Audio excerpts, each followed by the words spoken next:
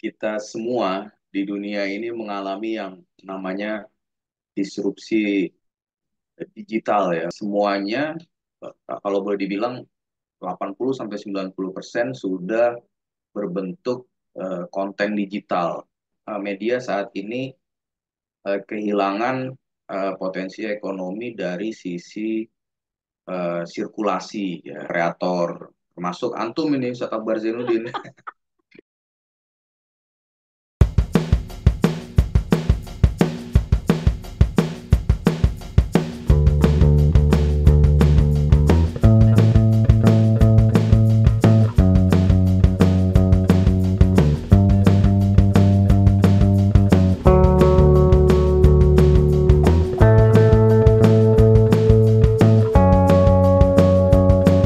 Ahlan wa sahlan. Bismillahirrahmanirrahim. Assalamualaikum warahmatullahi wabarakatuh. Ketemu lagi dengan saya Akbar Zainuddin dalam rangka 100 tahun Gontor. Saya akan mewawancarai dan mohon doanya bisa menuliskannya menjadi buku 100 profesional alumni Gontor. Oh, Kali ini kita wow, bersilaturahim amazing. dengan jurnalis, wartawan, Abang Erdi Nasrul, wartawan Republika. Alumni Gontor tahun 2002, Konsul Jakarta. Assalamualaikum Bang Erdi. Waalaikumsalam warahmatullahi wabarakatuh. Jadi, Kebal hal. alhamdulillah baik saya. Bi khair. Masih di Khair, Republika ya. alhamdulillah. Alhamdulillah masih nyangkut saya.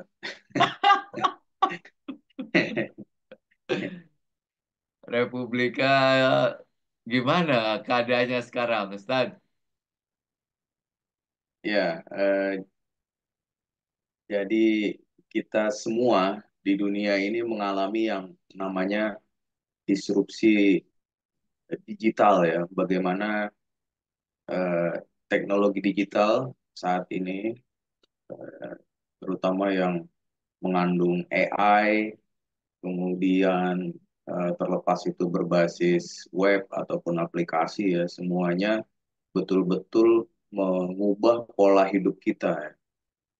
Termasuk di dalamnya adalah eh, pola kerja jurnalisme, termasuk juga cara pembaca mendapatkan informasi. Itu semuanya tidak lagi konvensional, semisal dengan membaca koran ataupun eh, membeli sesuatu yang serba dicetak gitu. Nah, sekarang semuanya kalau boleh dibilang 80 sampai 90% sudah berbentuk konten digital, konten yang diakses melalui internet dan orang mengakses internet kebanyakan itu adalah eh, gratis ya.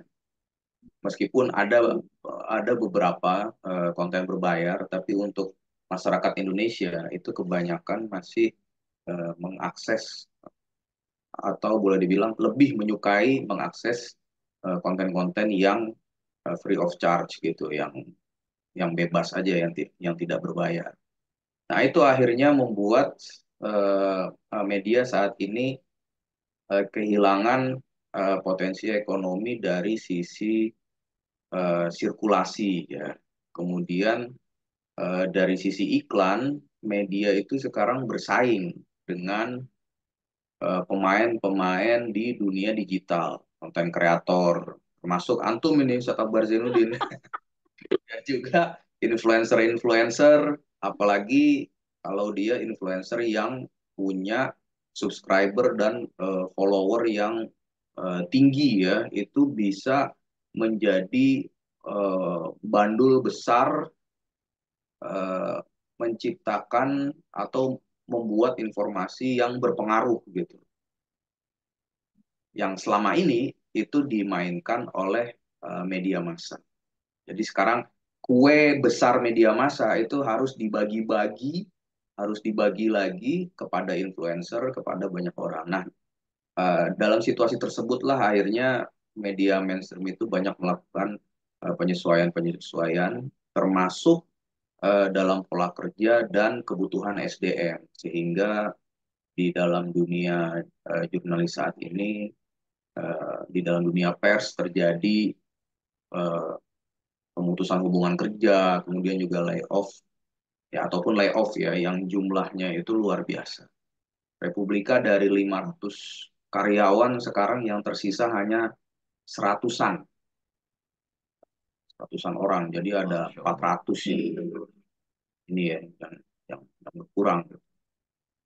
Kemudian di tempat-tempat lain ada eh, sebuah raksasa media eh, yang ya sama memutuskan hubungan kerja terhadap ratusan karyawannya gitu.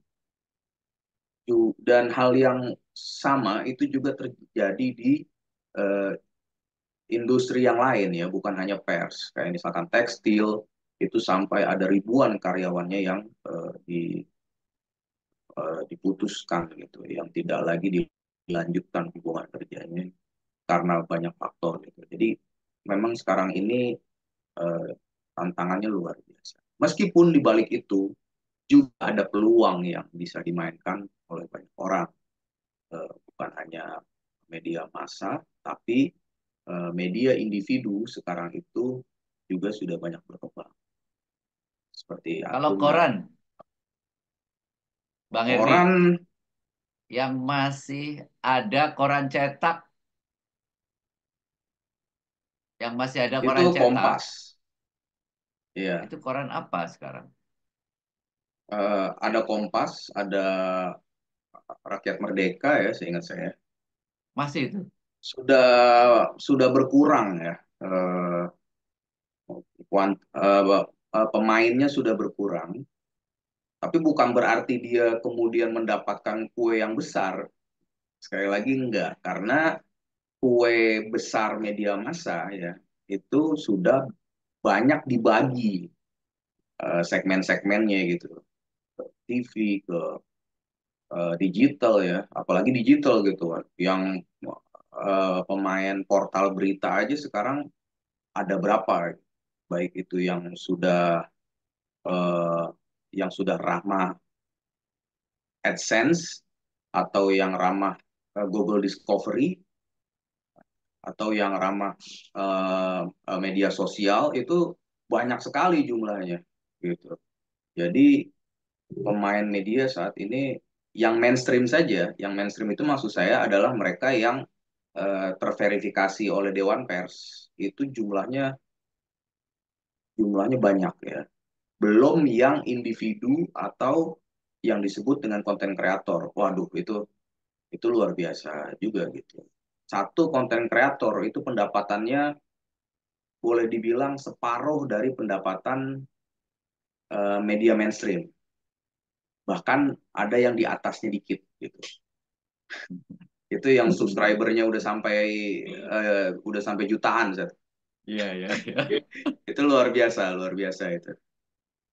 Jadi peta persaingannya berubah total ya.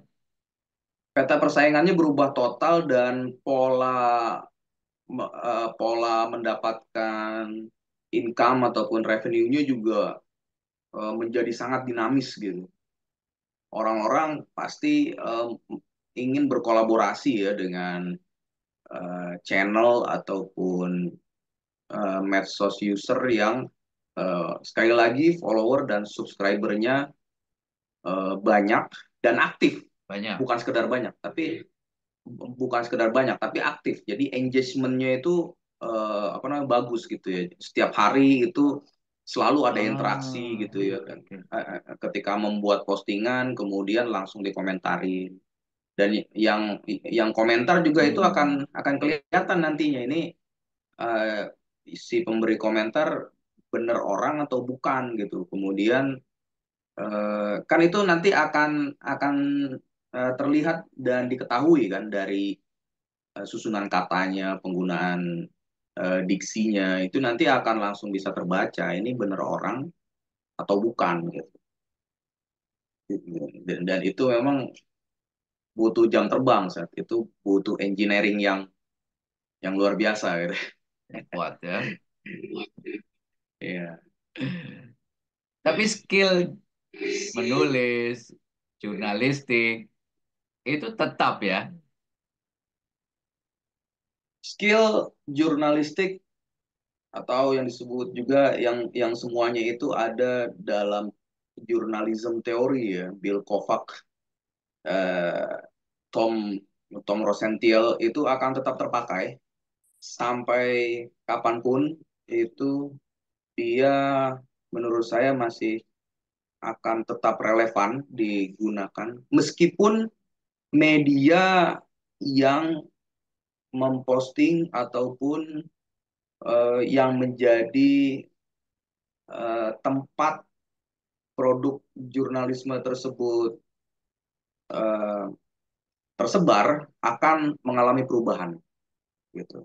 Kalau dulu itu adalah koran, majalah, TV, kemudian sedikit portal berita berbasis website, maka sekarang sudah berbasis aplikasi, kemudian dia terhubung dengan banyak platform-platform yang besar ya, baik itu berupa medsos ataupun dia nanti apa namanya diambil oleh Google Discovery, kemudian juga nanti apakah viewernya itu akan kembali kepada si apa namanya si konten kreator atau si pembuat konten atau malah si konten kreator tidak mendapatkan uh, page views ya itu situasinya menjadi sangat dinamis gitu.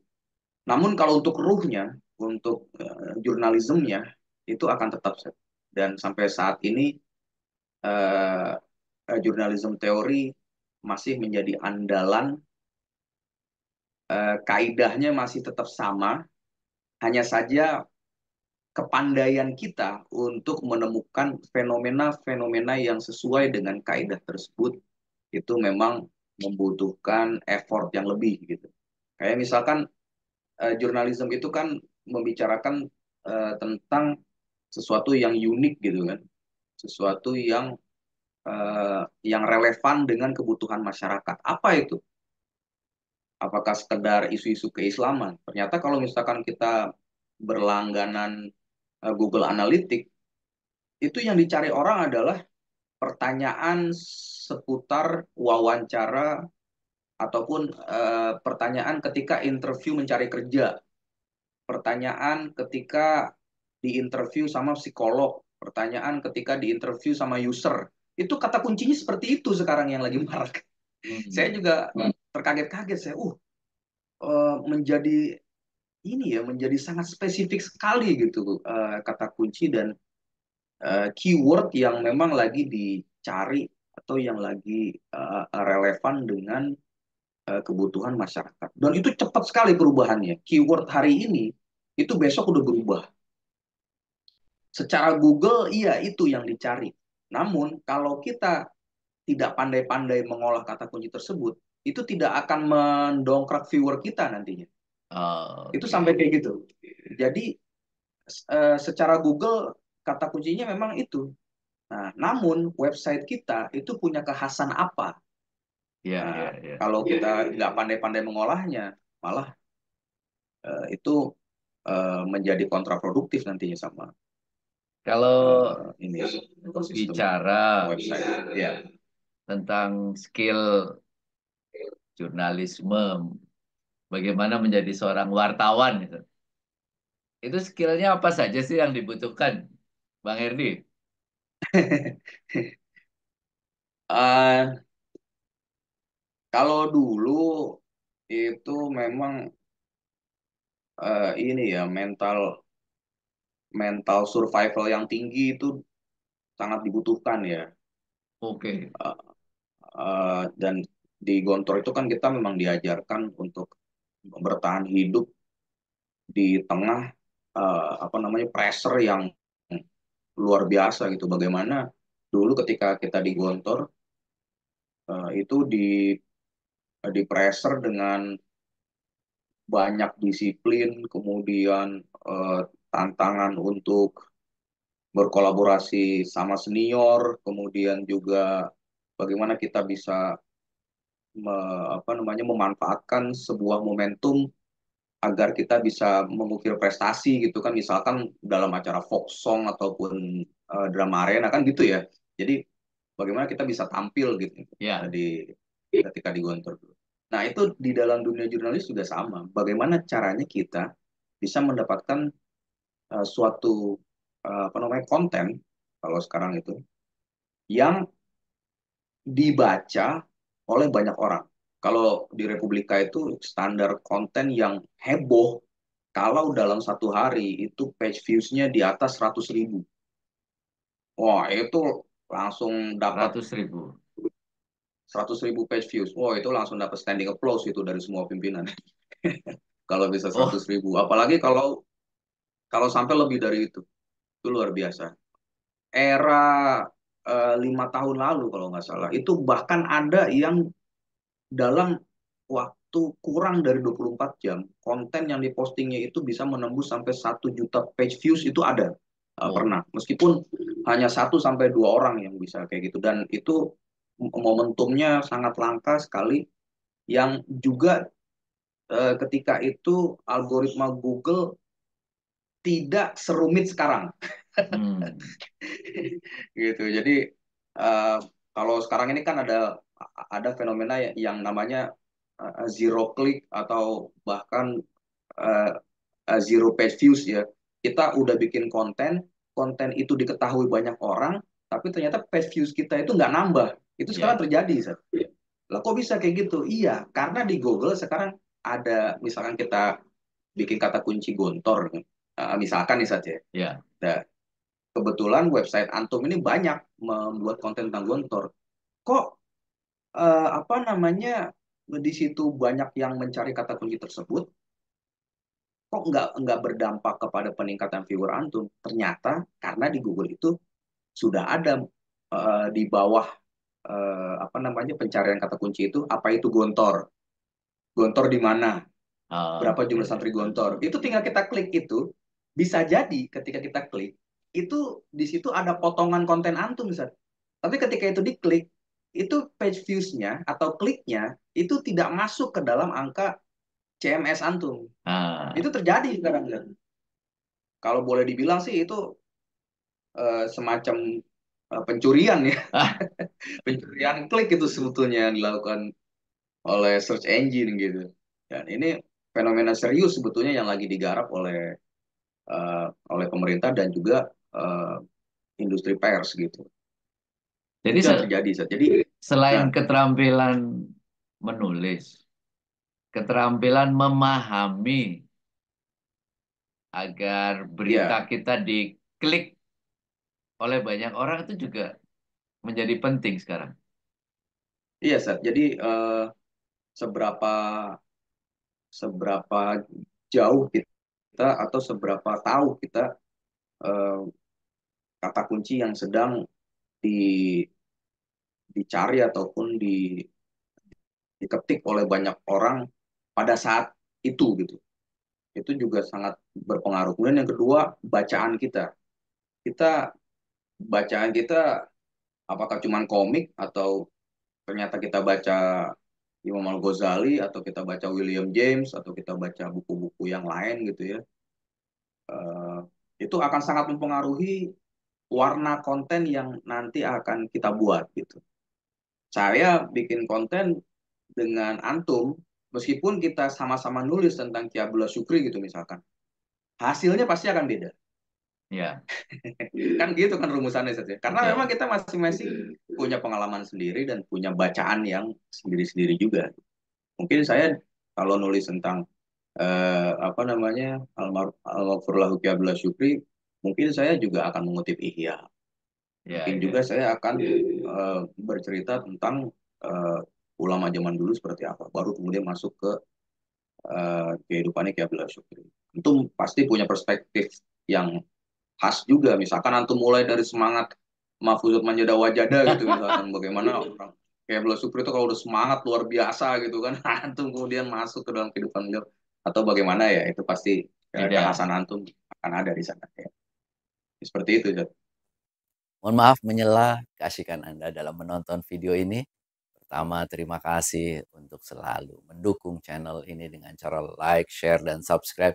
Yang kedua, dalam rangka 100 tahun Gontor, saya akan menuliskan wawancara pada video-video ini dengan tim saya dan mohon doanya bisa menerbitkannya menjadi beberapa buku. Temanya 100, ada 100 profesor, 100 profesional, 100 pengusaha, 100 politisi dan ASN, 100 dai, dan 100 kiai alumni Gontor, dan ada satu edisi khusus tentang 100 alumni Gontor Putri. Tentu ini adalah sebuah kerja besar, karena itu saya mengajak dan membuka peluang Anda berpartisipasi, ikut membantu beramal jariah proses penulisan dan penerbitan buku ini melalui Saweria pada QR Code dan juga link pada deskripsi video ini. Jazakumullah khairan kasiran. Thank you very much. Terima kasih banyak. Syukran jazilan. Oh, jadi setiap orang itu punya keunikan ya dalam cara dia menuliskan konten ya. Pasti Zat. Kan kalau kaidah usuliyahnya itu kan likuli rosin royun gitu kan ya. Bahwa di setiap kepala orang itu pasti punya pendapatnya sendiri-sendiri gitu. Dan sebetulnya kalau takwilnya kan bukan cuma pendapat, tapi kekhasannya gitu. Masing-masing orang punya kekhasannya sendiri-sendiri gitu. Bagaimana menggalinya Jadi, itu? nah, eh, tergantung, mungkin kalau bahasa umumnya tergantung jam terbang kita, tergantung Latihan ya. bacaan kita, iya, tergantung bacaan kita, tergantung eh, maklumat yang kita punya, tergantung siapa yang sering kita temuin, itu tergantung pengalaman kita juga. Jadi banyak lah gitu. Eh, saya saya terkagum dengan kisah seorang jurnalis Tempo di era 70 80-an ya, yang sekarang sudah menjadi profesor dan kebetulan juga mentor dan guru saya, namanya Profesor Muhammad Baharun. Itu dari SMA ternyata beliau sudah menjadi jurnalis dari SMA. Menjadi wartawan Tempo itu belum S1. Itu sudah mampu membuat tulisan sebanyak 14 halaman. Itu bagi saya sesuatu yang luar biasa gitu. Eh, jadi setelah ditelusurin ternyata memang beliau itu seorang seorang pembaca yang kuat ya, karena memang ayahnya punya perpustakaan dan apa namanya langganan majalah buku yang sangat berlimpah, dan beliau suka baca. Ya udah, akhirnya karena suka baca, maklumatnya banyak, begitu menulis tangannya langsung mengalir. Ya sudah, jadilah seorang penulis. Jadi kalau Itu. tadi ya saya boleh ambil beberapa hal ya. Keterampilan dasar menulis itu harus. Yang kedua, Pasti. keunikan.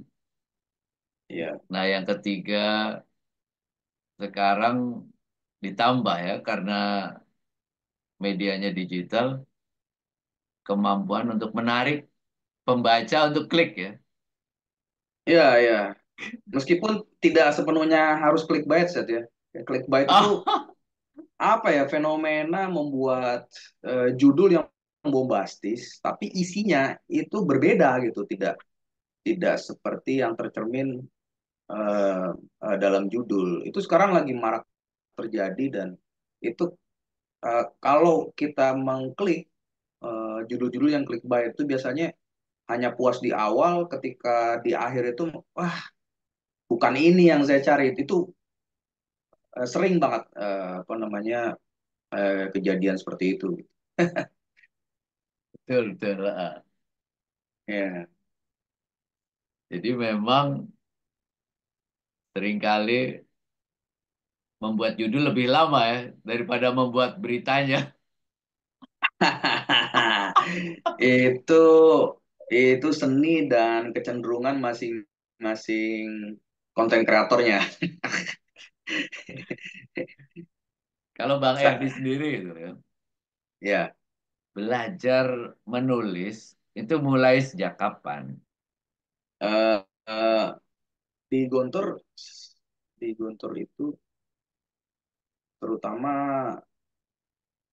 eh, di tahun-tahun akhir KMI ya, eh, saya saya nulis buku harian meskipun tidak setiap hari menulis gitu. Ketika ada momen yang membuat saya tersentuh gitu, saya biasanya menulis. Eh, Momen yang membuat saya tersentuh tuh mungkin apa ya, peak moment kali ya, peak moment. Nah itu biasanya eh, misalkan ketika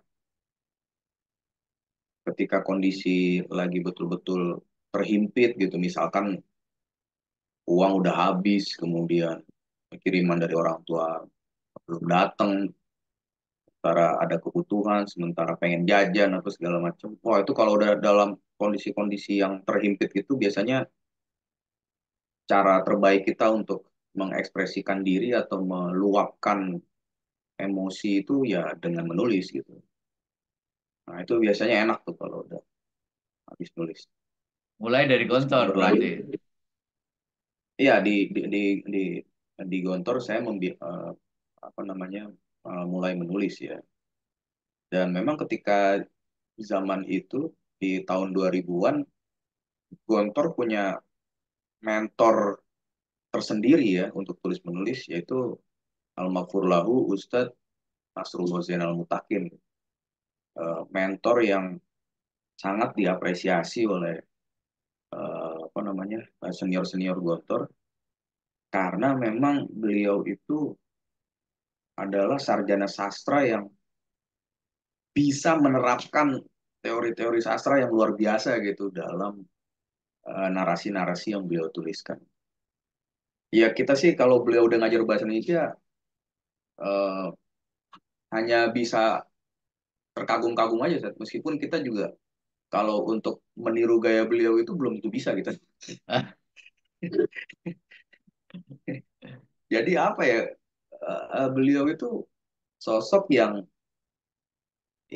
tutur katanya itu betul-betul tersistematis gitu ya dengan kaidah bahasa Indonesia yang baik dan benar. Kemudian tulisannya itu lebih enak lagi dibaca gitu. Meskipun di masa-masa waktu itu BlackBerry Messenger ya masih Ah, BBM, kemudian ada grup jurnalis Gontor atau apa gitu. Kemudian bercerita tentang tradisi menulis di Gontor, bahkan sampai apa namanya bercerita tentang almarhum Kiai Imam Zarkashi ayah beliau ya itu bahasa beliau tuh enak sekali. Kemudian transisi ke WhatsApp, nggak lama kemudian beliau wafat sebelum COVID ya kalau nggak salah ya. ya. Beliau wafat. Wah, itu luar biasa itu. Dari Gontor, Ustaz. antum meneruskan tradisi dan belajar menulis bagaimana? Oh iya, di masa kuliah yaitu di Institut Studi Islam Darussalam yang sekarang sudah bertransformasi menjadi Universitas Darussalam Gontor atau Unida Gontor ya. Ya. Sekarang udah luar biasa lah. Saya kalau ngomong ISIT itu mahasiswa sana udah langsung mengaitkan dahi gitu, Zat. Nah, ISIT apa ya? gitu. Jadi dengan begitu saya menyadari bahwa saya udah tua gitu. saya masih IPD lagi. Waduh, itu itu lebih senior lagi gitu. Oh, pas mahasiswa. Tapi mahasiswa ya, karena saya aktif di pers mahasiswa kan, jadi membuat buletin, kemudian mencetaknya secara sederhana dan membagikannya kepada orang-orang gitu. Hmm. Ya sangat sangat sederhana dan dengan cara yang apa ya, yang seadanya lah gitu. Ya, ya, ya. Pasti antum juga ngalamin di apa namanya itcon ya. Betul, Apalagi betul. apalagi di zaman antum Windowsnya masih Windows berapa tuh? Zat? Belum ada. Windows 3. Ah, Masih mesin tik. Allah, Allah, Allah. Tapi Allah, mesin tik Allah. elektrik. Pertama kali Oh ya di ya Ponorogo ya. itu. Mesin tik Oke, elektrik oke. itu. Wah, masih sangat sederhana. Di di zaman saya di ISIT yang masih pakai mesin tik elektrik itu adalah almarhum Kiai Haji Mansur Bakir Ahmad. Oh, oke. Eh, Bahkan sesekali beliau itu masih pakai mesin tik manual kan, yang Hmm, digeser sendiri pakai tangan itu.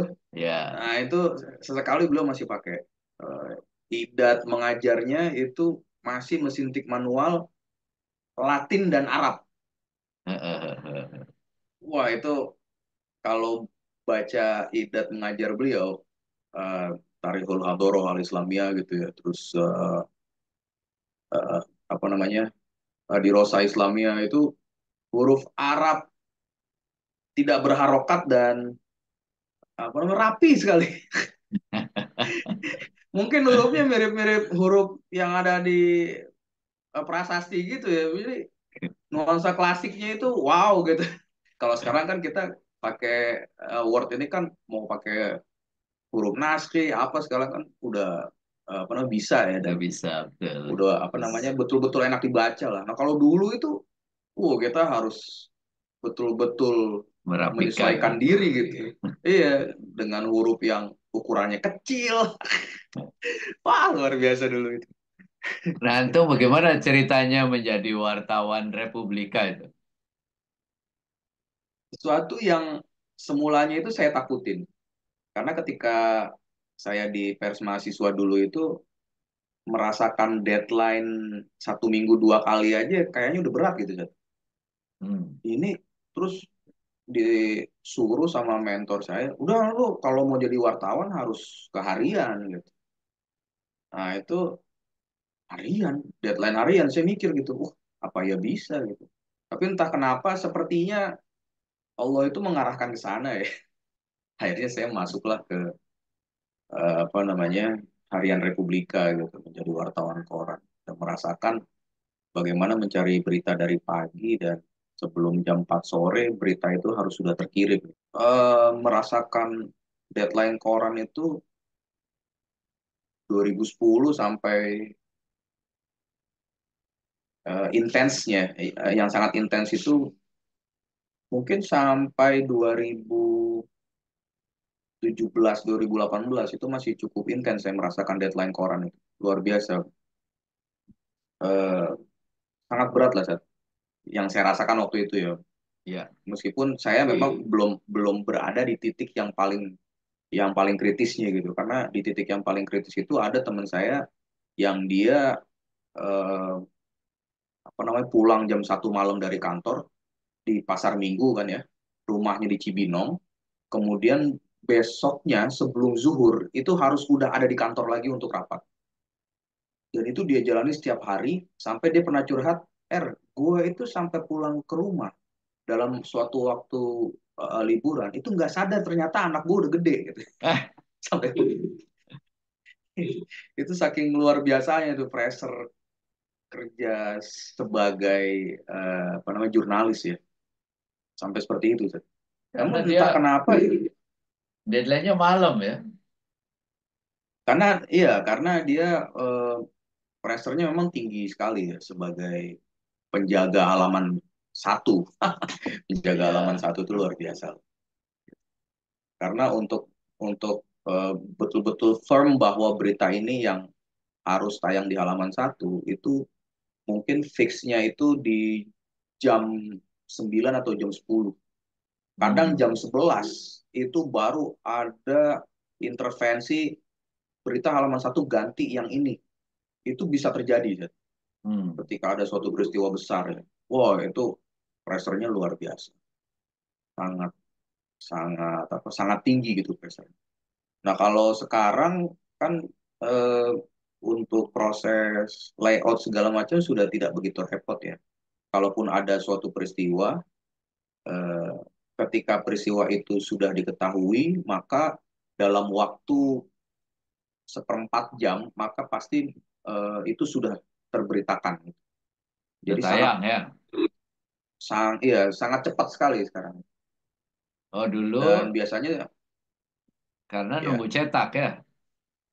kalau dulu kan harus layout kan, Ya. kemudian eh, habis layout itu ada proses verifikasi, Hmm. penyesuaian penyesuaian gaya bahasa, kemudian finishing, kemudian cetak.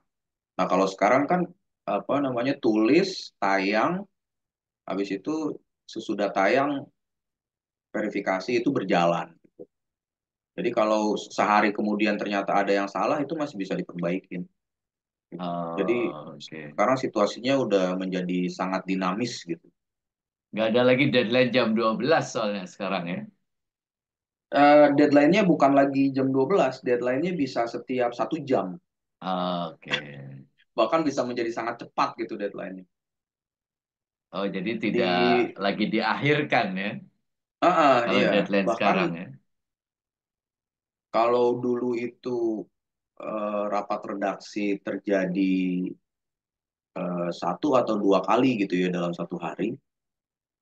Kalau di digital, rapat redaksi itu secara bersama-sama, meeting Zoom online kayak gini 1 kali, tapi kemudian interaksi di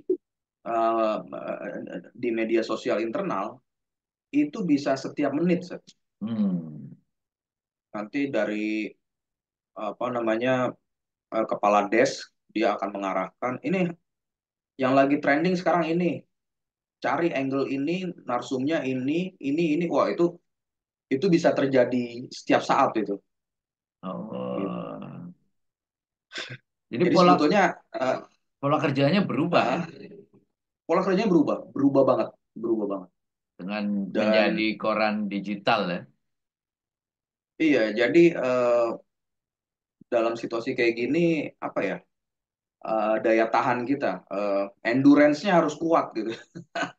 Endurance-nya harus kuat. Jadi under pressure-nya itu bisa setiap saat gitu. Makanya kan ada bahasa WFH gitu kan. Ya, Apa namanya? Work from home home. atau work from hotel Ya. atau WFA gitu kan, Ah, work ah. from anywhere gitu. Itu bukan berarti kita kemudian menjadi santai. Justru dengan pola kerja yang seperti itu, pressure-nya itu bisa terjadi di waktu istirahat, pressure-nya bisa terjadi ketika kita sedang makan dan lain sebagainya. Jadi sebetulnya justru lebih mudah membuat kita menjadi stres kalau misalkan eh, daya tahan banting kita itu lemah gitu. Itu makanya Hmm. harus harus hati-hati bener dalam situasi kayak gitu. Tapi apa yang menyenangkan dari profesi seorang jurnalis itu? Yang menyenangkan bisa ketemu banyak orang ya, Ah, siapapun oke. dia gitu. Siapapun orangnya itu bisa kita temuin gitu, baik itu orang yang kita benci, orang yang kita sukai, penjahat, orang yang punya prestasi, pengusaha, konglomerat besar gitu ya. Itu semua bisa dimasuki oleh jurnalis. Sesuatu yang mungkin belum tentu bisa dilakukan oleh profesi-profesi yang lain. Kalau orangnya memang senang ketemu banyak orang, wah ini menyenangkan. Asik, iya. Kalau orangnya introvert, nah ini agak susah. Gitu. Jadi ke depan itu profesi jurnalis masih menjanjikan nggak sih? Kalau jurnalisnya harus menyesuaikan dengan perkembangan yang terjadi. Ah, oke. Tapi kalau ilmunya dan mereka yang menerapkan ilmu tersebut atau yang mengkapitalisasi atau memonetisasi jurnalis itu bisa siapa saja. Gitu. Lebih Jadi mudah sekarang ya. bukan hanya penulis. Iya, jadi siapapun sekarang sudah bisa berbisnis menjadi konten kreator, segala macam. Dan dalam situasi seperti ini sebetulnya literasi jurnalisme itu eh, menjadi sangat diperlukan gitu, menjadi strategis untuk dipahami oleh banyak orang.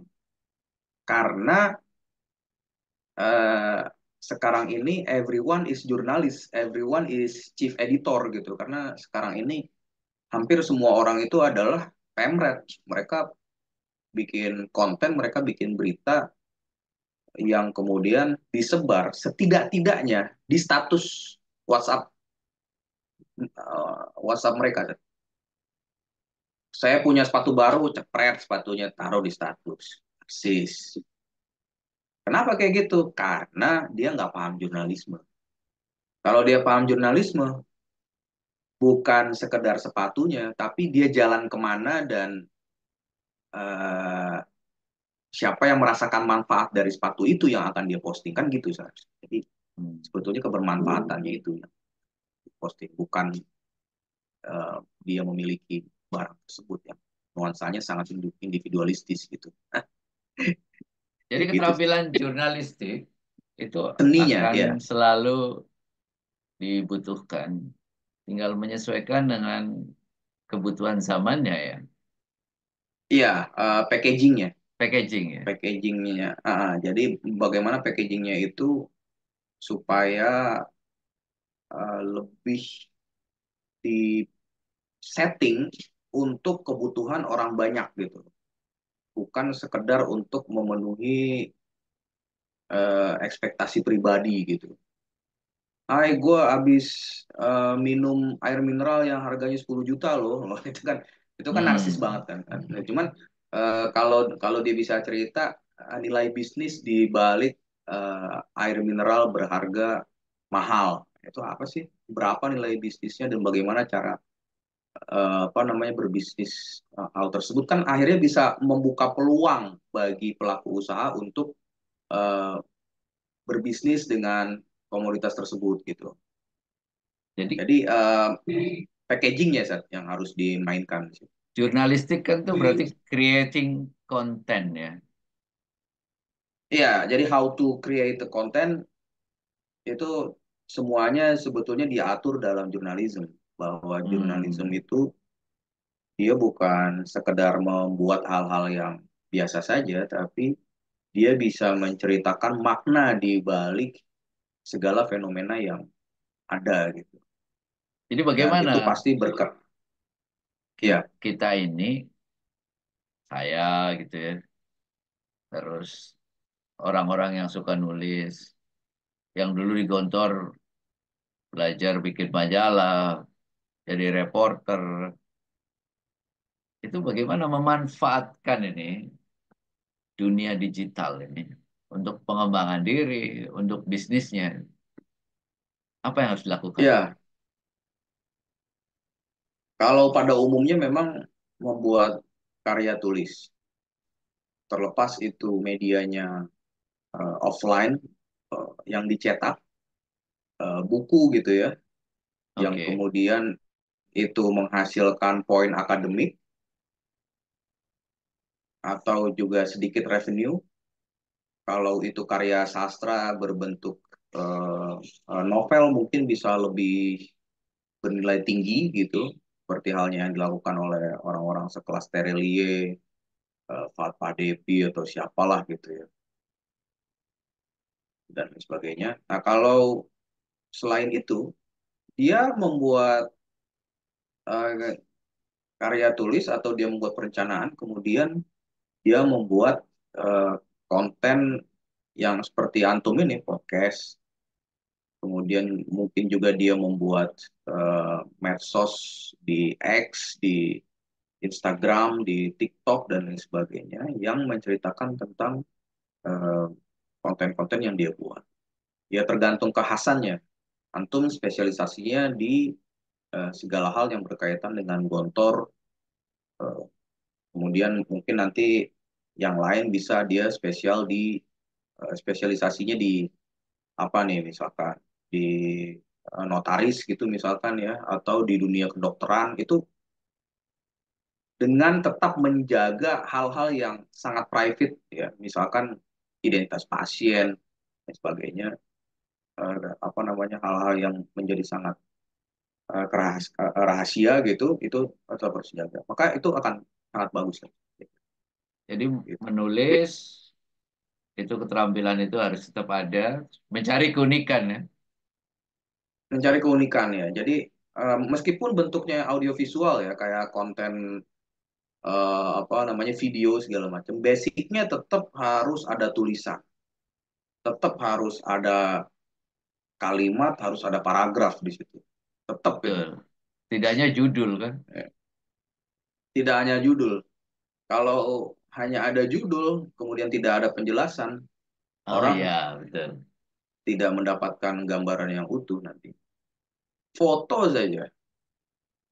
Kalau sekarang nih kita bisa melihat foto, misalkan Presiden Jokowi mengunjungi kawasan IKN gitu. Tapi 100 tahun kemudian ketika orang melihat foto tersebut, pasti akan bertanya siapa dia, di mana itu, kan gitu.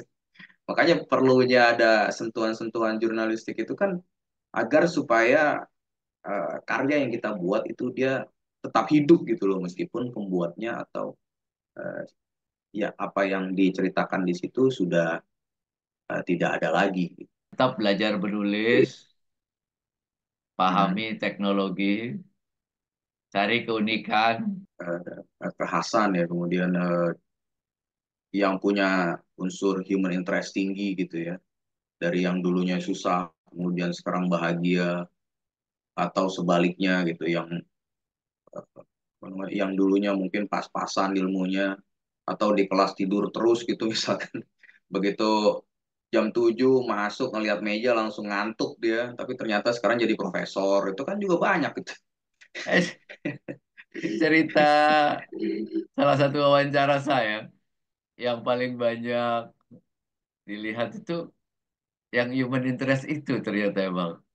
Dulu ya, kalau di era 70 80 itu era eh, apa namanya, feature ya, Hmm. sampai sampai sekarang pun tulisan-tulisan feature itu masih tetap dicari orang gitu, karena memang dia bisa mengangkat apa namanya, detil-detil yang tidak terpikirkan, yang tidak dimuat dalam hard news gitu. Nah, itu bisa dimuat, bahkan bisa menjadi sesuatu yang sangat penting di dalam feature itu, yang menggambarkan human interest yang luar biasa. Terakhir nih, Bang Herdi, Oke. apa pesan antum nih buat para santri, alumni dalam menghadapi era digital seperti ini? Pertama, mentalnya harus kuat ya, mental mental bertahan dulu nih. Pertama, mental mental bertahan, mental kreatif untuk mencari peluang dengan mengapresiasi banyak orang ya. Jadi jangan sekedar peluang untuk dirinya sendiri. Kalau sekedar peluang untuk dirinya sendiri, dia akan menabrak sana sini kan. Mencari peluang, memanfaatkan peluang dengan mengapresiasi orang-orang di sekitarnya.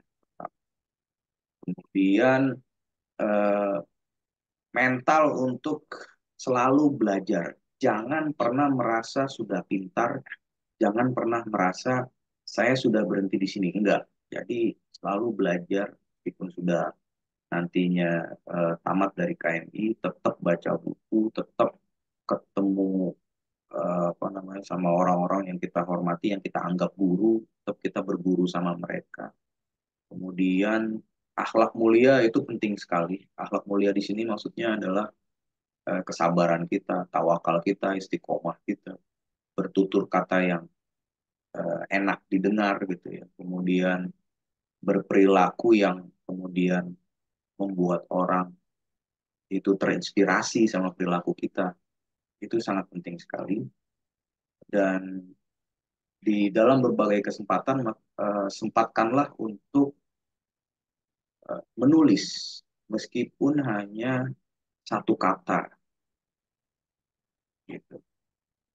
Kalau misalkan untuk status WA kita, kita tulis kata inspirasi. Gambarnya adalah buku Ihya Ulumuddin Al-Ghazali gitu. Itu akan luar biasa pesannya untuk banyak orang. Sempatkan untuk menulis, meskipun itu satu kata. Kira-kira itu Ustaz Akbar. Sempatkan untuk menulis Iya, meskipun itu satu kata. Luar biasa ya, jurnalis kita ini.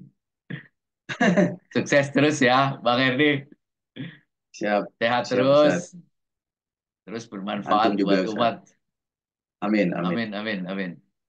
Syukran jazilan. Terima kasih banyak, Bang Erdi. Baik, Obrolan yang luar biasa, sangat menginspirasi kita semuanya. Teman-teman sekalian, ketemu lagi di video-video selanjutnya. Assalamualaikum warahmatullahi wabarakatuh. Terima kasih telah menonton video ini sampai akhir. Mudah-mudahan memberi inspirasi buat kita semuanya. Terima kasih juga terus mendukung channel ini dengan cara like, share, dan subscribe. Dalam rangka 100 tahun Gontor, saya akan menuliskan wawancara video-video ini dan bersama tim mudah-mudahan bisa menerbitkannya dalam buku. Ada 100 profesor, 100 profesional, 100 pengusaha, 100 kiai, 100 dai, 100 politisi dan ASN alumni Gontor, dan ada juga satu edisi khusus 100 alumni Gontor Putri. Tentu ini adalah pekerjaan besar, karena itu saya mengajak Anda berpartisipasi dan membuka peluang untuk beramal jariah, membantu proses penulisan dan penerbitan buku ini melalui Saweria pada QR code atau link pada deskripsi video ini. Terima kasih, jazakumullah khairan kasiran. Assalamualaikum warahmatullahi wabarakatuh.